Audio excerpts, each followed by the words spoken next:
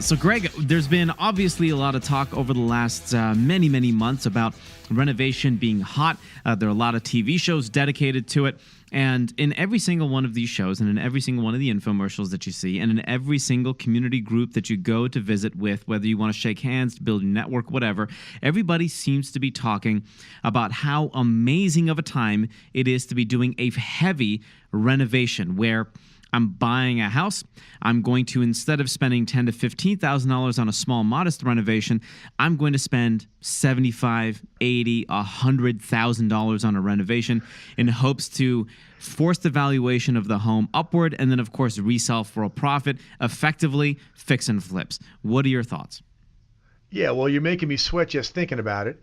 I'm not that crazy about heavy renovations. Don't forget, man, my mission in my real estate investing personally, and the people that come to me because of whatever expertise they perceive I have, it has to do with them building a real estate empire over the long haul, right? We talk about this frequently here, this idea that my personal point of view on life is he or she who dies with the most America wins, right? So you accumulate. How old are you? I'm 40. I'm not 40. I wish I was 40.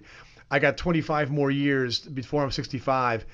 Taking a very, very long-term view, and where flipping and full renovations fit into there for a lot of people is they don't, because these are folks that have a full-time job. They're not doing this to try to make 40 grand in one shot, right? They are trying to figure out how to accumulate, and the necessity to care for properties, to renovate properties, to fix things that are broken, to upgrade properties. That's one of the things that scares people away. And so I'm going to take a different twist on this, which is I don't do heavy renovations. I don't buy houses that need them. Okay?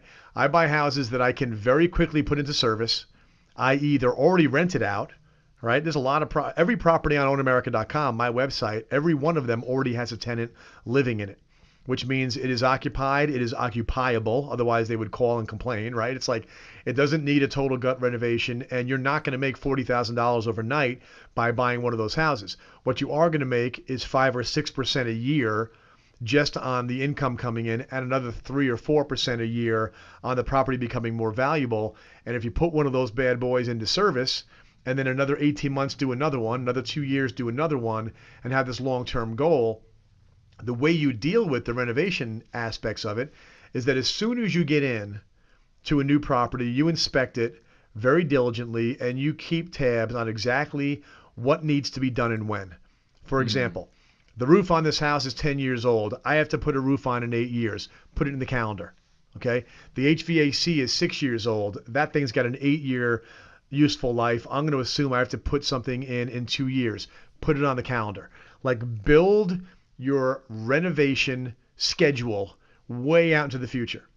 Why is this important? All right. Number one, you're going to do all of it. All right. And you're going to want to do it when it's necessary, when it needs to be done, not 2 years after it needs to be done. You don't want to do your air conditioning when it's broken on July 4th weekend. They have a family staying there, right? That's Meaning right. your tenants do. You don't want to fix the roof when it's leaking in the monsoon. You want to get ahead of these things.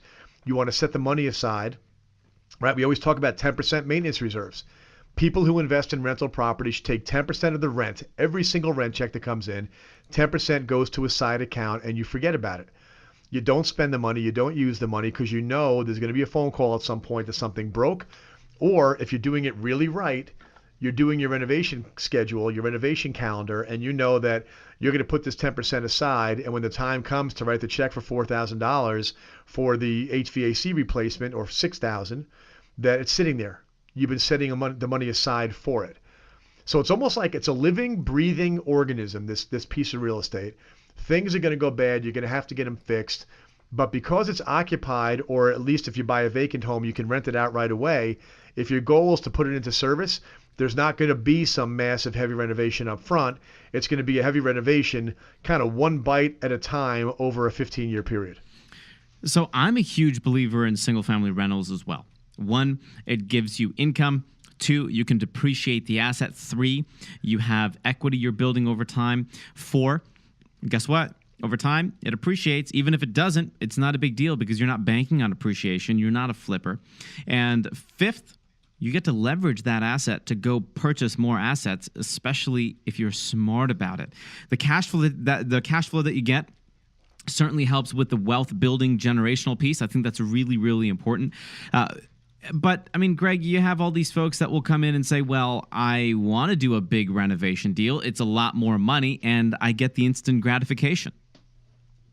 Yeah, and I can't help them. So, I only want to talk about what I know. And the truth is that a heavy renovation is a flipping gig. Let me give you an analogy, all right? Sure. Somebody wants to invest in publicly traded stocks. And every TV show they watch, every expert they go talk to wants to talk about the 50-cent stock that's going to $5, right? Or they say, we're not going to talk about stocks, we're going to talk about Bitcoin, right? Everything is about score, score, score. I've gotten away from that so long ago. It's like get rich quick in real estate is what I hear when I hear flip, all right? That's right. Get rich quick in real estate when I watch those TV shows, which are very entertaining. But they all tilt people towards this belief that investing in real estate equals fixing and flipping. Investing in real estate, there's no other way to do it. It's all fixing and flipping. So if I went and decided I wanted to learn how to invest in the stock market and somebody over there was talking about, hey, here's what you do. You pick really good companies. All right, companies that you research, maybe companies that you actually have personal experience with. You use their products. Based upon being delighted by their products and paying attention to the market they're in, you research, you find out their market share, you find out their strengths and weaknesses, you decide it's a good investment, you start accumulating shares over time. So you buy some shares at $20 and it goes to 30, you buy some more at 30, you buy some more at 50. You still like the company. You were right to buy it at 20, you're still right to buy it at 50 because maybe it's going to go to 175. You accumulate a great company over time. And now over there at the seminar, someone's talking about buying some lousy company you never heard of before, but you're getting it at 50 cents a share, and maybe you could sell it at $2.50 in a year when they cure cancer. And it's like, you know what? I was never drawn to that side of the conference. I'm drawn to the side of the conference that says, that's right. Here's the business plan that's bulletproof. If you're trying to bulletproof your life financially and your kids' lives and your grandkids' lives, then penny stocks isn't the way to do it, and flipping is not the way to do it. The way to do it is accumulating stock in great companies and accumulating great pieces of America by buying good properties in good places. If you want to do some kind of a gut renovation, I don't know, because you find some great deal, I don't know how you scale that.